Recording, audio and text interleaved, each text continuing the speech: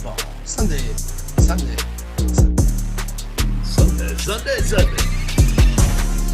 Live truck pull action. Gravedigger, the Monster Mash. It's all there. We'll sell you the whole seat, but you'll only need the edge. See what Matt Belman thinks about Gravedigger in this Sunday's race. You ever been to a tractor pull? What? I've been to monster truck races, like, that kind of stuff when you're little, but that's about it. Yeah, same. It's about it. Yeah, well, I grew up in farm country, so the tractor pull was we were in the middle of nowhere. There were not going to be monster truck rallies. They would build out the Kingdome. They'd turn it into when it wasn't baseball season or when they were on road trips, they'd turn it into motocross with like all the dirts and jumps and all that stuff. So I went to some of those.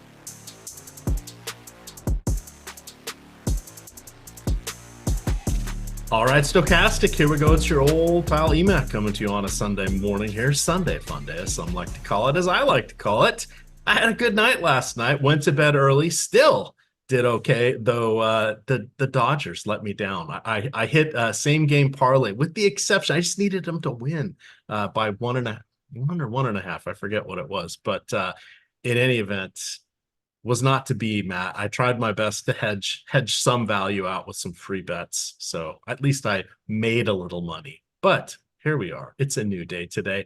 How was your evening last night? It was not great from a DFS perspective, but did you see how Tampa tied the game? I did not, because I was fast asleep. Oh, who's home run? It was your home run call. No, right? It wasn't. But my home run call was James Wood, who did not homer, but Caminero homered to tie the game in the ninth. So good to see. I've been calling him out like all week, and he was really good again last night, like 25 fantasy points. So yeah, he looks good. He saved me on the secret site because I put him in over Christopher Morel. So I got a home run for each night from those guys. But yeah, we're having some fun here.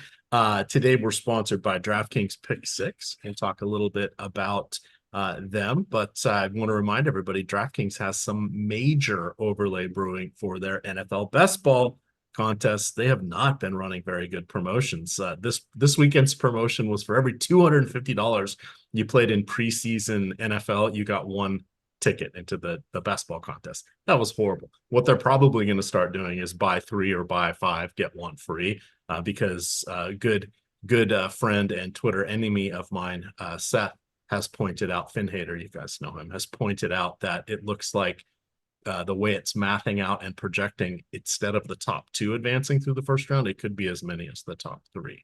So inherent value over there. I've got 146 tickets. I have drafted 90 teams so far. I got my work cut out for me between now and Thursday to get those last 60 in. But fortunately, we have free NFL best ball content rankings for DraftKings, for Underdog, and for Drafters, courtesy of Matt Kajeski. That's free. All you have to do is have a Stochastic account, not even a subscription. No credit card needed, just a Stochastic account. You can access the best ball rankings. No weather today. Well, it's warm with the wind blowing out in Kansas City. That's going to be fun. We'll get to that. But we can't avoid these pitchers anymore, Matt. Which pig do you want to perfume? Which dog has the least amount of fleas? What do we want to go with here at pitching after yesterday's embarrassment of riches? I'll tell you what I'm not going to do is play both chalky Gausman and Stroman together, because I don't like either of them. And I will play one of them, but I'm not going to play them together. I think playing neither of them is totally fine. For me, I'm going to play Stroman. I'm not going to play Gausman. Stroman is not a guy I hardly ever play. And I know we're kind of bouncing around price points, but that's kind of with the context of the slate. Mm-hmm. I very rarely play Stroman. I watched a lot of his last start against Detroit. He looked pretty good, especially towards the latter portions of that game. And it's just a matchup thing for me. I'd rather face the Rockies than even the Angels. So I'll roll with Stroman here. I'm not going to play Gausman. Big difference for me is Gausman's more expensive and much more popular. Now, he's the better pitcher, but he has not been good this year. He's had some ceiling games against bad teams, and that could easily happen today. I totally understand why he's getting so much love, just because pitching options are about as weak as you can get on a, almost 10-game slate. So I get it. It's just not for me. I'm going to use some Angels bats against him and play, other popular spots around that. Gausman is just not a guy I'm going to play when he's going to be, I expect 50+% owned in like the high stakes, single entry, 3-4 entry max type stuff. So I'll play Stroman knowing that he's not good either, but he's cheaper and less owned. Not going to play Gausman. And then up top, like, this isn't even like I like this guy, but it's just a function of the slate, and I'm going to play a little of him because salary is a non-issue, and I don't want to play Gausman. I'm going to play a little Tanner Houck. Yeah. Lindquist, someone said that in the chat on like our Wednesday night show, and Eric Lindquist couldn't get over how funny it was, and I couldn't believe he hadn't heard that yet, especially with you saying it. So yeah. And it was pointed out to me. I mean, I even saw the whole Mike. I know you didn't make it up yourself. Yeah, I know that. So, but I didn't even connect it after seeing a Hawk and two a Tagovailoa. Like I didn't get to the Houck. It was like, I just never thought of me. So yeah, that one was all chat. But that's funny. I did see your show there with Lindquist. Yeah, you saw that? Okay. Yeah. That's funny. So again, like the top pitcher tool is so flat outside of Gausman, and I'm not a believer in Gausman. So I'm gonna play some Houck Tua here. Again, he's another guy that's shown upside. He's not the greatest pitcher in the world, and he's overpriced. So I don't like vouch for him, but salary is a non-issue. And again, I don't love the matchup against Arizona. Corbin Carroll started to be good again. They got lefties throughout their lineup, but they're still missing Ketel Marte and Christian Walker. In my opinion, they're two best hitters. So I'm kind of relying on that. I'm going to play some Tanner Houck. I don't feel good about it. And then there's a couple cheaper guys who we'll get to. How do you see it?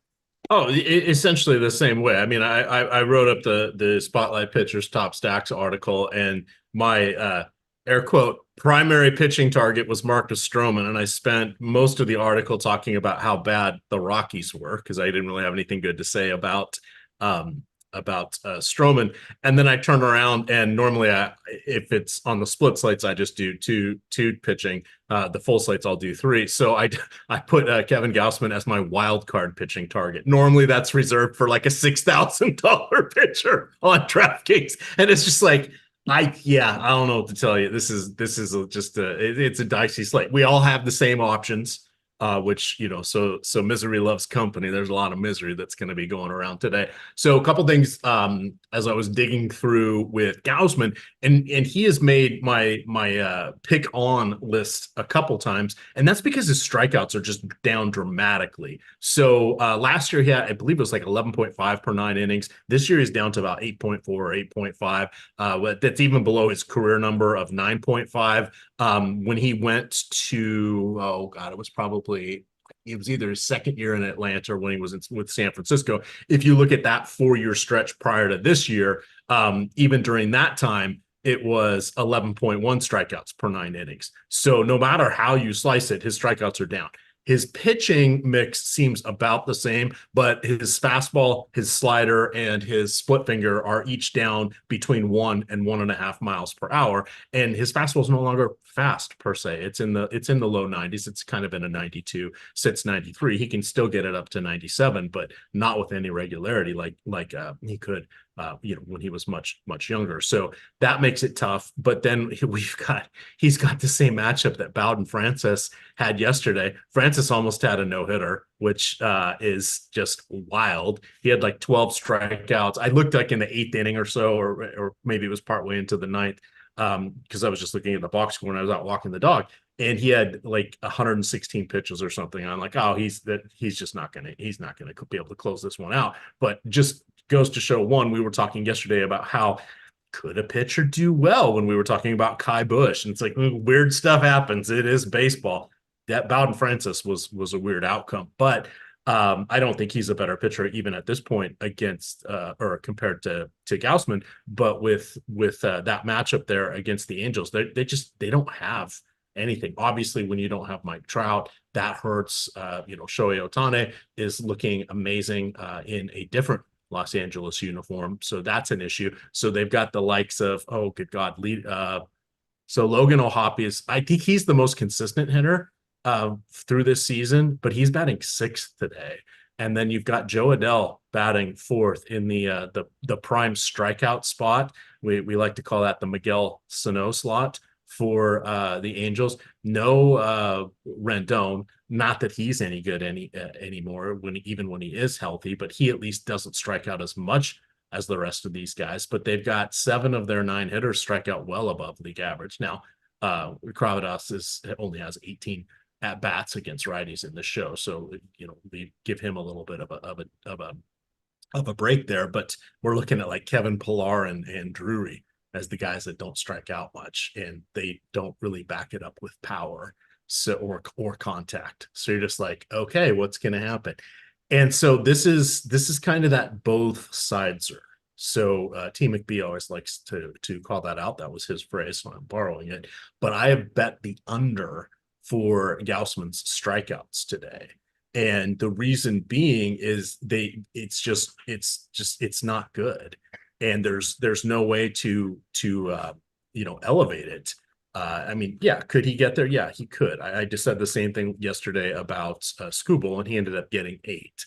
And I bet the under on 7.5. But for Gausman, all the things that I mentioned that weren't great, he projects for about 6.5 to 6.7 strikeouts today, depending on where you're looking. But that still is a 55% probability that he's going to fall under the 7 we need. In his last dozen games, 5, 5, 2, 2, 8, 5, 3, 10, 7, 5, 4, and 6. So he would have missed it in what is that? Missed it in 9 of his last 12 games. So yes, he could get 7 strikeouts today, but I'm doing this both sides things, and I don't feel good about either bet. But that was the best one that's on the board. I don't feel good about the DFS bet, but circling back to hand this back over to you, as you mentioned, tons of people are going to land here because he is the favorite or the brand name recognition here. But he still has just a 22% chance of being a top 2 pitcher on DraftKings. That's not great, but nobody else is over 15%. So here we are with him. He's been awful at home. I get it. It's a matchup play. It's like Stroman. The Angels stink, but I'm going to play some Angels against him. I know Bowden Francis both times against the Angels just shut them down, and Gausman just faced them and was really good. But I think his floor is low. Even though his ceiling is pretty high, his floor is really low for a guy that's the most expensive and most popular pitcher on the slate. So I'm going to get off Gausman here. I'd much rather play Stroman, who's going to be like half his owned. Matt Boyd, who we'll talk about, don't love him here, but I like him enough. And I might have to get off Tanner Houck. I know that price doesn't matter, but he just hasn't even been good, and it's not a good matchup. The pitching on this slate stinks, which is why I think Gausman just ends up so popular, because it's easy to just click him in. Mm-hmm. Yeah, that's all it comes down to it. From that standpoint, aside from O'Hoppe, is there anybody in the lineup here that you're scared of at this point? Maybe Zach Neto if you squint a little bit. Neto's 3 for 3 off him if you're into that type of stuff. But no one I'm scared of. I'm not playing Angels because they're good. I'm playing them because Gausman is not good, hasn't been good this year, and he's chalky. So I like the Angels only because Gausman's getting love and because he hasn't been good. But as far as the matchups go, Gausman's in a better spot than the Angels are, but the ownership's already there. All right. So my besmirching the good name of Stroman. Looking at him, 33 years old now, still has a 50% ground ball rate. So we like that. Why we liked him, a decade ago, if you will, and even 5 years ago, was he did have strikeout ability. He was preferred to get, his whole game is built around ground balls, but he would pop off for 7 or 8 strikeouts, once a month, which made him really appealing there. Kind of a poor man's Framber Valdez, if you will. He was one of the heavy ground ball guys. Stroman was when DFS first kind of started. Now he's got 6.5 strikeouts per 9 innings this year. That's his lowest rate since 2015. That's a full strikeout below his career rate of 7.4 per 9. However, we've talked about the Rockies before. When we look at WRC plus, weighted runs created plus, so that's an advanced metric that neutralizes park factors and various other factors and creates a league-wide scoring efficiency baseline of 100. So if you have a 90 WRC plus, it means you create runs 10% less efficiently than league average. So what that does is it shows the Rockies could have, they have around low 80s when they're at home for what run creation. That's different than the raw totals, right? They still put up runs at home, but compared to the rest of the league, they're 16% worse than average at home. They are bottom 4 on the road. They're bottom 4 at home. They're bottom 4 against righties. That's looking at their current lineup. They're just bad all the way around. So that works well in Stroman's favor here. You also have, sorry, let me get their filter set up here. So you've got randomly Drew Romo is leading off. So you don't have Chuck Nasty, not that his beard is still magnificent. His hitting prowess, not so much in his age 38 season. You've got Nolan Jones, who's back up from his minor league demotion.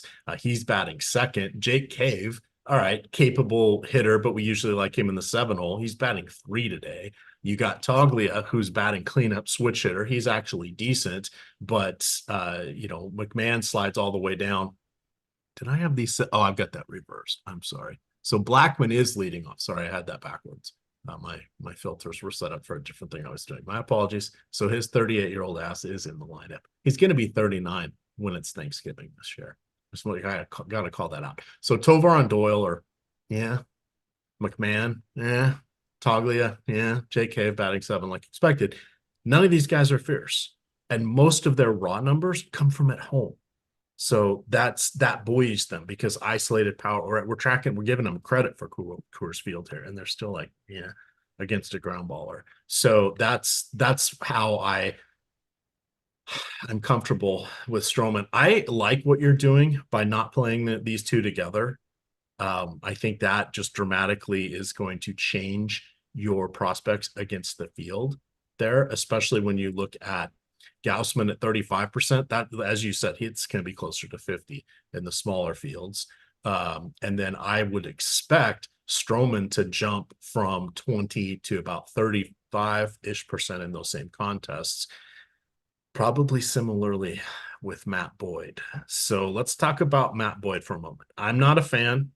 Yes, I get that your Guardians are good at kind of coaxing more out of pitchers than expected, but they also have a track record of a lot of people pitching like ass. Now, a lot of that you can attribute some of the recent ones to injury, but how are you feeling about Matt Boyd? He missed most of last year with Tommy John surgery. He has not been a consequential pitcher for a good 3 years at this point. This will be his 3rd start back.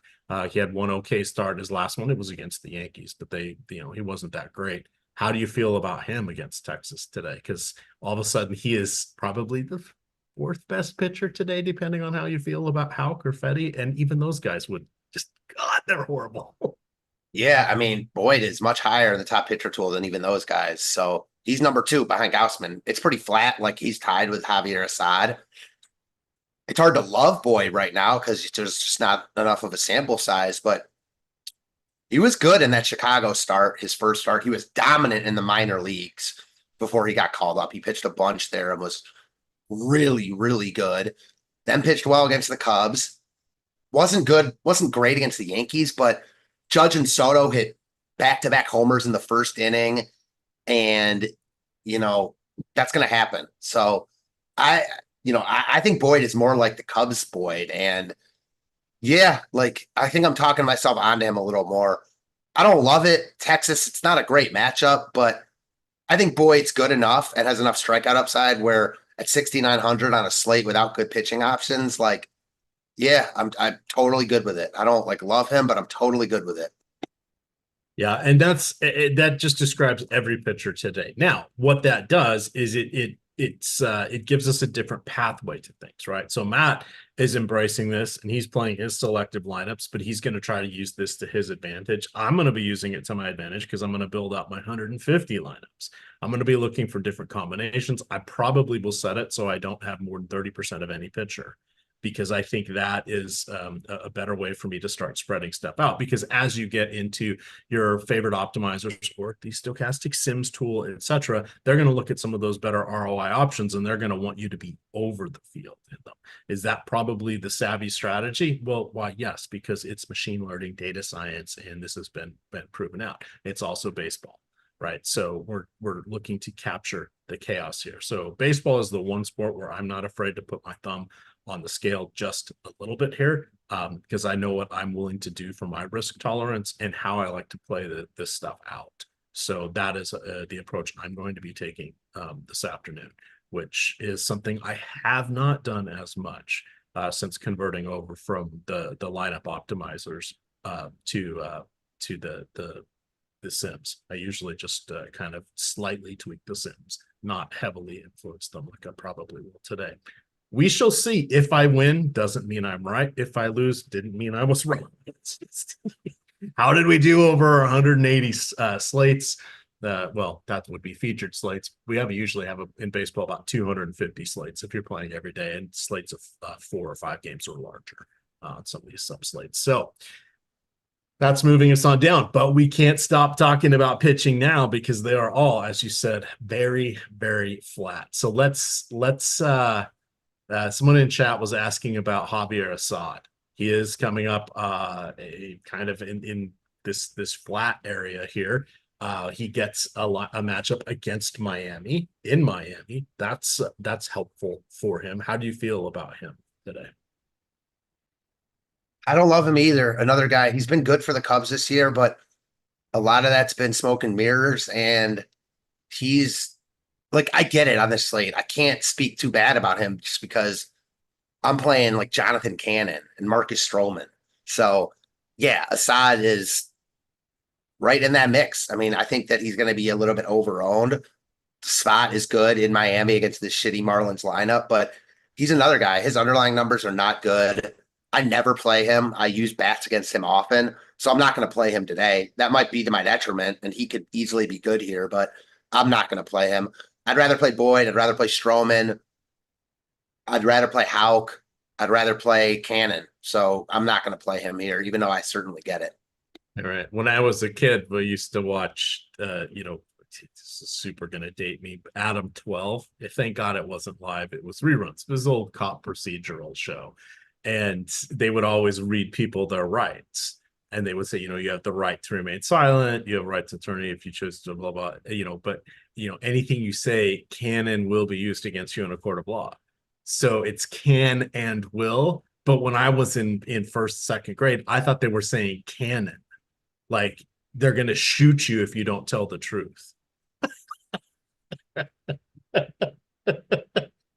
That's amazing. That was back in the days when we had about 2.5 channels where I lived. We did not have cable. We had transformers up on the hills around us, and inevitably they would break down. So we usually only had 2 or 3 of the channels working at any time in the valley.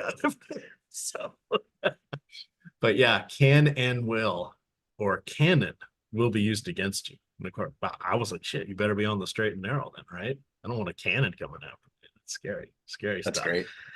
Scary stuff here. Sir Charles, please note, Risky is an opener.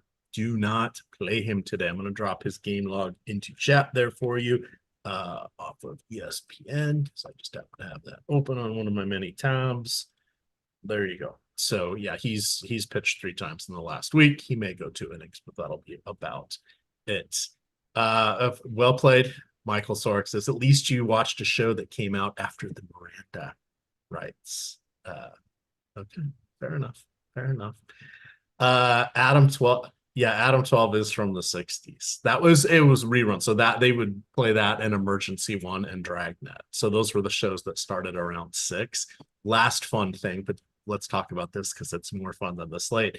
My brother and I used to have to turn off the TV at 7:00. That meant we had to get ready for bed. Remember, he was 2 years younger than me, so I'm like 8 at the time, so he was like 6, right? So we were little kids. And one time our parents they usually would call down. We had this old unfinished basement where we had the TV. And so we would sit down there and watch it. And they would call down and tell us it was bedtime or whatever, bath time or whatever we had to do. And they didn't one night. So we kept watching, and it ended up must have been like The Outer Limits or one of those scary shows came on. And we both got so scared because like in the first 5 minutes, there was monsters or space aliens or whatever. And we're like, oh my God. We looked at each other. We turn off the TV. We go running upstairs and we're like, that's why we're not allowed to watch TV after 7. There's scary things on it. So That's so good. oh, good times. Good times. Yeah. Big Valley, Bonanza. Those were the Gunsmoke. Have Gun Will Travel. Those are the ancient shows. Maverick. So good. All righty, we're circling back. We're diving back into the mess because we're not done. You're circling way back in time. We'll just say that. Yes, in time, yes. Throwing out the last handful, Merrill Kelly against Boston. Boston's, they're getting much better. Eric Fede against Minnesota. Yeah. Fine with it. Yeah, strikeout upside really not there because the league kind of figured out they know his new approach. He's still much better than he was with the Nationals after redefining how he was pitching things and his aggressiveness that he worked on in the KBO last year, but strikeouts never really part of his game. So he's kind of there. The last guy is Cody Bradford, because I can safely assume we're not going to play anybody in Philadelphia on the pitching side. I mean, Sorry, I'm not in Kansas City. I'm not, but like Lugo I don't think he's out of play here just because of the lack of good options. Like, he's another guy. His actual numbers are a lot better than his underlying. So I don't feel comfortable playing guys like that when they're expensive and he's in a tough matchup, great hitting weather, the whole 9. But you look at the guys that were playing over him, and it's not crazy to think that you just play Lugo, who's been very good this season, instead. I'm not doing it, but that would be the case. I don't hate Bradford. I don't usually use pitchers against Cleveland, and again, hot here, so I'm not excited about playing him, but I'd play all these guys over Merrill Kelly, who I'm just not on. Dip in velocity, has only made a couple starts, wasn't good in his last start against Tampa, who we know have struggled big time against right-handed pitching. So I actually like Boston quite a bit on the other side of that game. All right. Let's do you want to say any kind things about Cannon other than he has heavy sinking type pitches? Yeah, I mean, he's 6,200 facing Detroit on a slate with Kevin Gausman and Marcus Stroman as like the 2 best options, and Matt Boyd. So I'm gonna play some Cannon here.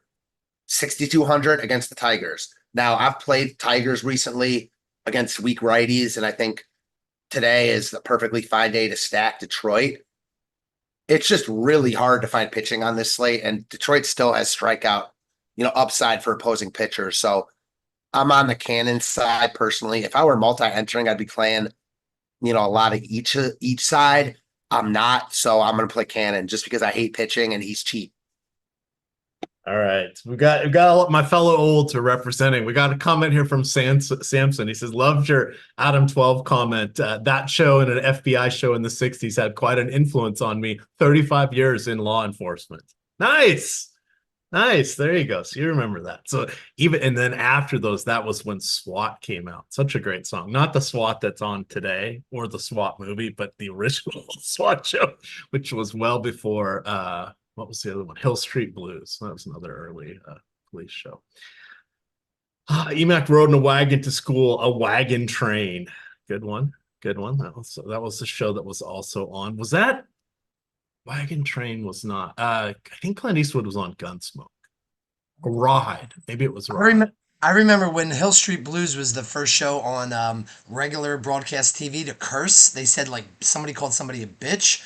And like everybody got around the TV. My parents let me stay up, and it was like, "Get out of here, bitch!" And the whole country was like, oh. And now there's songs called WAP. I'll leave it at that. That's right. Bitch better have my money. All right, Charles Moran, member for 23 months. It says, all right, if no Brisky, would you go to Salmons for 6,400? Is that the guy coming in afterward? No, I would on FanDuel, I would rather, like, if I'm going to get crazy, I would maybe consider Nick Martinez. I don't think we mentioned him.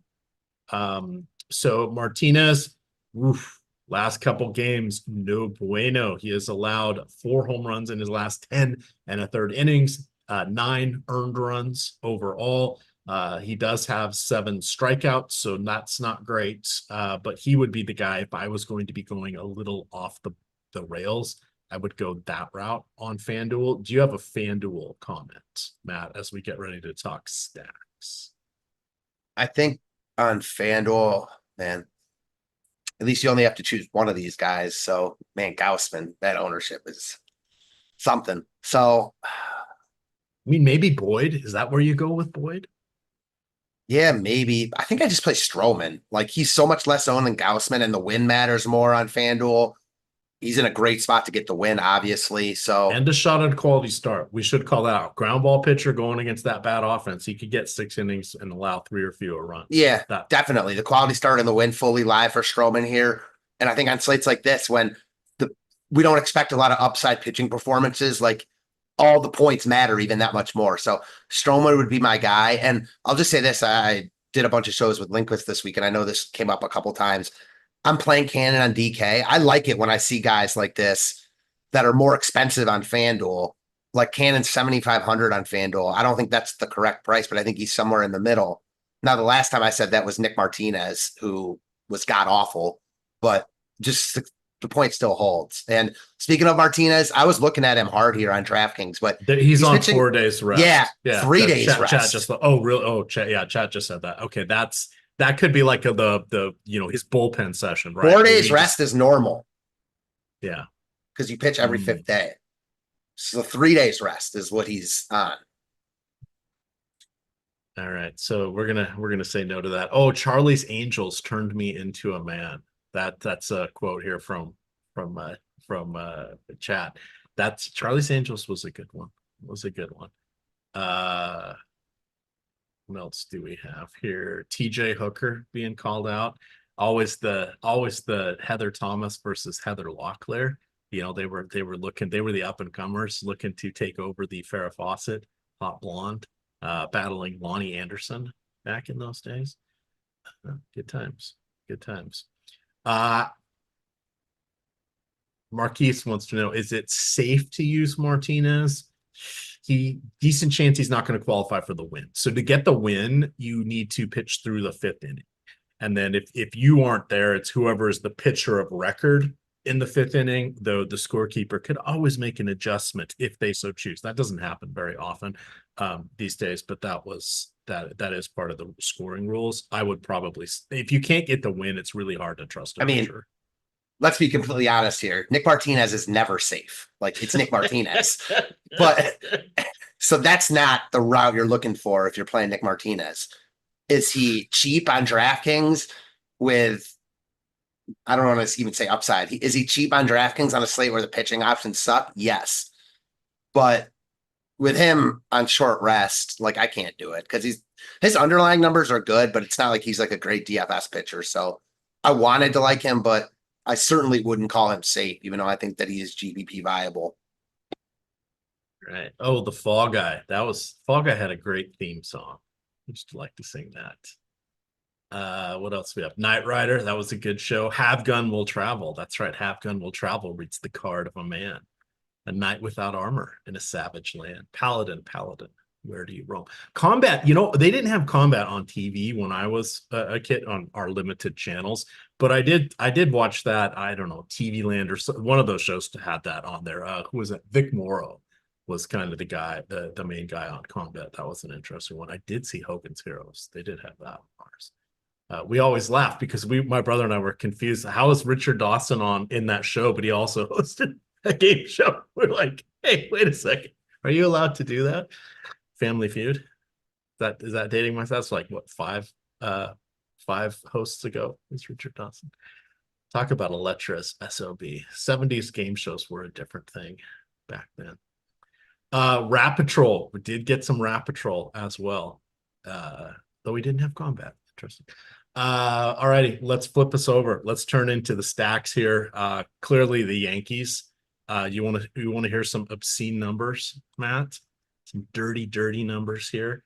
We're going to mention over the last 30 days that Aaron Judge let's start with Juan Soto. Over his last 30 days against lefties, a 503 WOBA and a 556 ISO.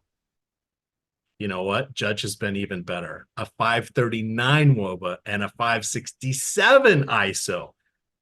I wrote in my article, computer video game, they wouldn't let you do it, right? Remember when you used to be beating the computer and all of a sudden they'd score like 6 touchdowns to make the game close at the end? The computer wouldn't let this kind of numbers happen. Even on the easiest level. These are just sick numbers. Thankfully, we have to pay for them, but there's no pitching to spend our money on. How do you feel about the Yankees today? Yeah, I mean, as a full stack, I'm not like in love with them, but Judge and Soto look like 2 of the top bats on the slate. And then it extends a little bit more today. They've gotten a little bit healthier. Torres leading off. Jazz is back and Stanton crushes lefties. So top 5 looks very good. They'll be owned though. So again, it's not hard to fit these guys today. I'm going to play a little bit of Judge and Soto. I'm not going to go too crazy with the Yankees. There's other stacks I like a lot here. There's really good stacks on the board. We talked about the pitching being so crappy. So in turn, that leaves the hitting in a bunch of hitting spots very desirable. Adam Oller is awful. So I think the Cubs look good against Miami. I like Cannon, but I talked about Detroit being a play on the other side of there. Great weather in Kansas City. So the Royals are going to get more ownership facing Colby Allard, but I don't mind the Phillies against Lugo. Phillies we talked about it last night and it came to fruition. When they, score, they hit home runs. Real Muto hit 2 last night. The Philly stack was pretty good. And then both sides of the Arizona-Boston game, I think, is in play. I think Houken is right now in better form than Kelly, so I like the Boston side more. But I wouldn't fault anyone for wanting to play Arizona here either. Obviously, Fenway, always a good park for hitting. So both sides of that game are in play for me. Aside from that, I like the Angels. They're not going to be owned. Gausman's going to be highly owned. If they have success here, the route to the top of tournaments is a much easier one than the Yankees per se. So, yeah, that's kind of who I'm sticking to. Those, if I were making 20 plus lineups, I think those 6, the Yankees, Cubs, Royals, Tigers, Phillies, and Red Sox, and then some Angels. So yeah, fun slate because there's a lot of good spots. The Royals going against Colby Allard. Surprise, unfamiliarity could be on his side. The current Royals have just 13 at-bats against Allard. But you know what they see almost every day before the game? Batting practice pitchers. So that's kind of what Colby Allard is at this point. Sorry, Mike. Even the most ardent Phillies fan cannot talk themselves into Colby Allard under any circumstances. So I think you look to anybody in the Royals lineup. Again, we mentioned very, very warm there today. It's going to be in the low to mid 90s and a very strong breeze going out to left center field. So that's really all the analysis that you need on that. Let's see. Thank you, everybody. We got to 100 likes. We love that. We appreciate that. We also want to remind everybody, we need to talk about Pick 6 here. So just real quick, the most important thing need to know about DraftKings Pick 6, it's the new format, the new game style that they have. If you use promo code Lindy, the first day that you play, you put in $5, they will give you $50 of Pick 6 credits. So what it is it's a prop pick'em game. They release the props. They are static. They do not move. Once the contest locks, you can still change your answers until each individual player locks for their specific game. So there is a little bit of strategy, especially when it comes to basketball, backloading some of your picks there. Baseball, a little bit different, but you want to remember this is a self-contained game, so it's all about leverage against the field. It has a dynamic payout structure, so you would rather be with less of the field getting more of that pie. So sometimes you want to make strategic but less than comfortable picks, because a lot of these are going to be coin flips or about 56% odds. That means 44% of the time it doesn't come to fruition. So you want to be on the other sides of those things. You guys can absolutely pester Eric Lindquist for any pick six strategy. He also has a Lindy's Pick Six recommendations Discord channel. If you are a member of OddsShopper, you get access to that, and he puts his thoughts out every day in that channel. All righty. I see somebody mentioning Fantasy Island. That was a good show with Hervé Villachez. The plane, boss, the plane. Do you remember that one? No. Before your time? Yeah, Love what was Boat. it? Fantasy Island with Mr. Rourke. Man, no, that's not one that I remember. Friday nights was Knight Rider. Or was it Saturday? Friday was Knight Rider. Saturday was Love Boat and Fantasy Island. Love Boat, always having different guest stars. Jimmy Walker, Charo, Coochie. I definitely grew up watching like Three's Company, Brady Bunch, Jack Tripper. Yeah, there's some other ones that where did they go to blow off some steam and get a tasty beverage? I couldn't tell you. That would be the Regal Beagle. Okay, Regal Beagle. That was their little lounge that they would go to. Did you like Mr. Furley, or did you prefer the Ropers as the landlord? I liked the Ropers for sure. It's funny. Yeah, that was like when I was real young though. Yeah, so I think more when I was like actively watching, it was like the Saved by the Bells, those type of shows, Beverly Hills 90210, probably a little bit after, you. Treasure Warrior says my mom was the little girl on the Love Boat. A particular episode, or was she Captain Stubing's daughter, Vicky? I remember that. How do I remember a character's name? You're getting EMac excited over here. 40 years ago. What about 8 is Enough? Too Close for Comfort. Those are good ones. The Finest Corinthian Leather. Yes, that was. I can't think of the name of the actor that played Mr. Roark. Anyway. What else do we have here? Because I can talk for days about bad TV. Bad TV. Airwolf. That was a good one. That was the A-Team. In 1972, a crack commando unit was sentenced by a military court for a crime they did not commit. These men promptly escaped into a maximum security stockade to the Los Angeles underground, where today they survive as soldiers of fortune. If you need help and if you can find them, maybe you can hire the A-Team. Dun, dun, dun, dun. You know who I used to love? Again, this is 80s, not 70s. Alf. That's a good one. Yeah. Ricardo Montalban. Oh my God. It was big. Holy cow. What? Treasure Warrior's mom was actually the actress who played Vicky Stubing on the Love Boat, who was the captain's daughter. And ultimately, towards the end, she became the assistant cruise director to help out Julie. I can't remember Julie's name. Adam. Are you guys Julie ready McCoy. for it? I got it. Ready for it? Yeah. Here is one of our fantasy friends' mother.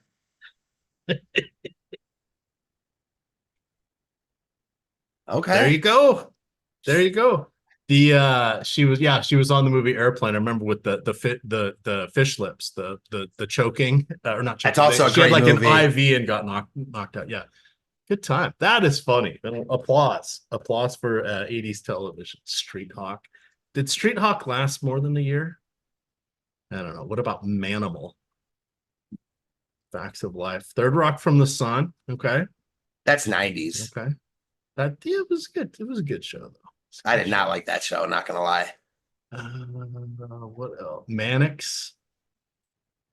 The Mod Squad. I did not. Oh, Ricardo Montalban. How about Punky Brewster? Punky Brewster with Soleil Moon Frye. That was good. Webster. Different Webster. strokes. Yeah, quality stuff. Yeah, the show has gone completely off the rails. Oh, Free Rolls I was DFS just has gonna say the same thing. We got 15 minutes to lock, and I'm sitting here thinking about having a grandfather clock with the secret passage. I want to hear what Free Roll said. That's my guy. All right, so Free Roll says a little bit behind, but for pick 6, they are going to be changing to dynamic lines soon. Yeah, I heard that as well. Okay, so that's good. I don't have it in Florida. I'm not able to play it in Florida, so I only know what we have written down on our sheet here. MacGyver, that was good. Richard Dean Anderson. Oh, Dukes of Hazzard. Love the Dukes of Hazzard. Sadly, they don't air that because of the stars and bars on top of the General Lee anymore. I wish they would just digitally take that out. Because that was it. Bo and Luke was good, except for their cousins Vance and Coy. So the two main characters on Bo and Luke Duke, they went on strike. They wanted to renegotiate their contracts. So I think this was on CBS. They brought in their cousins, Vance and Coy, who one was blonde haired, one was dark haired, and they tried to do the show with them. Didn't work out very well. Oh, David Banner and the Hulk. Yeah, that was Lou Ferrigno in the green paint. Land of the Lost, the Slee Stacks. That's good. So that Slee Stacks, bringing us back. What are your top 3 stacks here? I'm going to say Boston. Okay. The Yankees. And then ownership, leverage, all that. For me, it's the Angels. So, yeah. All right. Oh, Black Sheep Squadron, I believe also called Baba Black Sheep at one point. So no more baseball. We'll get back to baseball. This is the last one. Donald Belisario, executive producer on the Black Sheep Squadron. So if you notice, he also did Magnum PI, the original version, and he's done all of NCIS. He did Quantum Leap. He's done a bunch of shows. But you can see from his Baba Black Sheep was one of his first shows. A lot of those secondary characters, not Bob Conrad, but some of the other guys ended up on Magnum, and then a lot of them ended up on NCIS and JAG. He also did JAG. They were cameos in different roles. But how about the Facts of Life? You take the good, you take the bad. Yeah, you know it. I know you know it. Kind of jumped the shark when who was Clooney? George Clooney. That was one of his early roles. I think he was like a handyman or something for the last season. Yeah. Like he always wore like a leather jacket, like it was like a Fonzie ripoff. You know what show I love? Me and my sister used to watch this. Charles in Charge. Scott Baio. Who was the girl in it in Charles in Charge? I couldn't tell you. I think didn't she end up on Baywatch? There was Nicole Eggert, right? Nicole Eggert, I think is her name. All right. Baseball Strangers. Please. Baseball, please. All right. So let's quickly. So we meandered. We meandered. My bad. But come on. This was kind of. I had fun. Quickly looking at the late slate, then we'll give you guys some home run picks. Fun late slate today. So yeah, 4-game late slate is actually kind of interesting. I am going to be out furniture shopping, so I will not get to play the late slate. But you get Robbie Ray facing off against Brian Wu. Wu has been incredibly efficient. He also has missed games or missed starts or had his starts pushed back every month, except for this month, I believe, due to injury for the entire season. So he has been getting by on efficiency, but does look like they may let him go into the upper 80s for pitches now. Robbie Reyes on the other side gets to go against the Mariners, who of course lead the league in strikeouts. Those guys are probably your pitchers of choice. You could also consider Frankie Montas going against Oakland. Oakland is the second highest strikeout rate in the league. I would not want to take Joey Estes today. Terrifies me going against the smoke and mirrors that is the Milwaukee Brewers.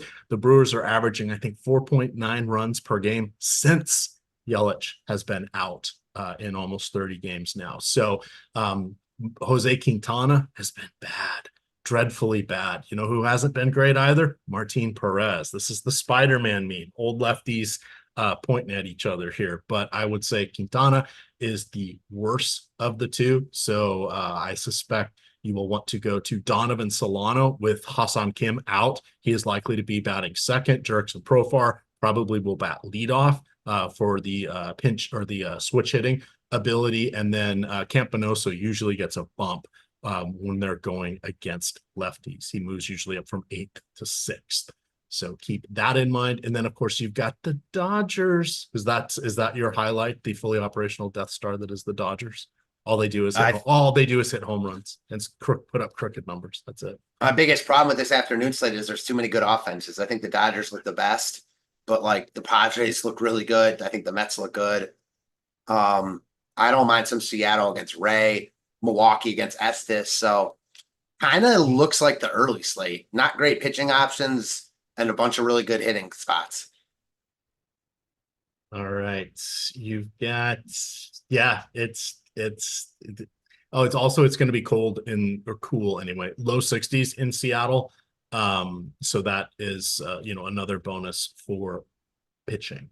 To call that out. The other places are all upper 70s, so about normal for this time of year. I want to remind everybody that we do have some tweaks coming for the Stochastic Sims. We should be seeing college football next week in the Sims. Just throwing that out there. A little bird mentioned that.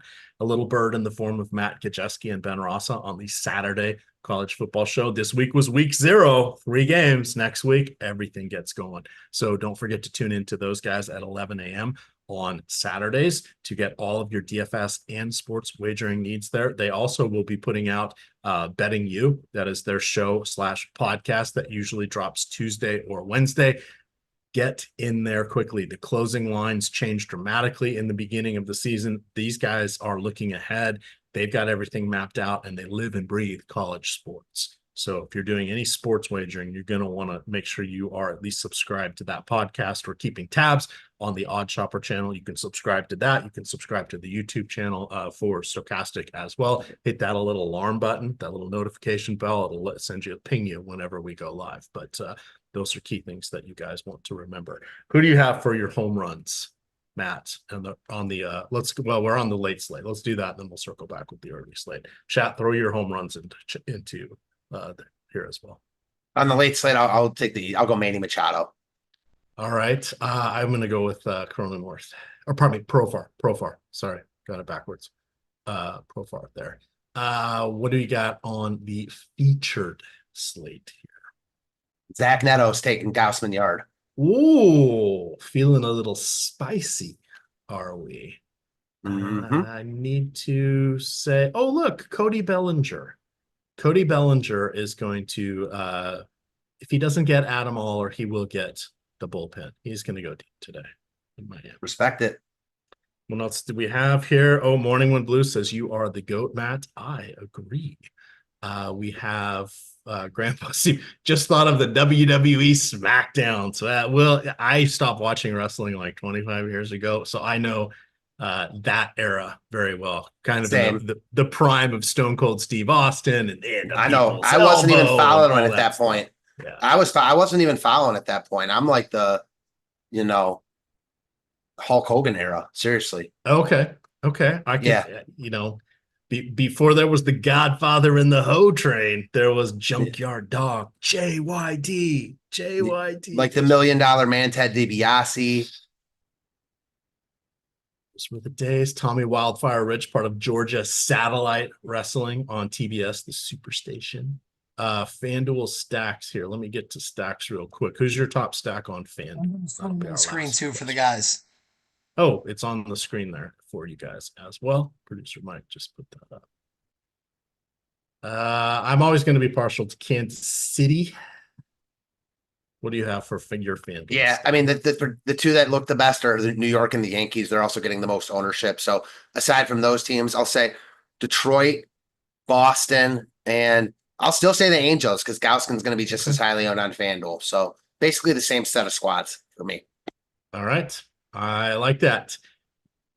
Okay, that's going to do it for us today, chat. Thank you, everybody, for coming in on a Sunday here. Only one more Sunday show. That'll be next weekend because we're going to be having our NFL block of 4 hours starting week 1 of NFL content. So you guys need to get in for our last baseball shows on Sundays. We're still going to be doing them throughout the week and, of course, on Saturdays. You guys can follow Matt on Twitter at Fantasy Tips Matt. You can find me at EMac DFS. And, of course, it is stochastic_CON. With that, gamers, good luck.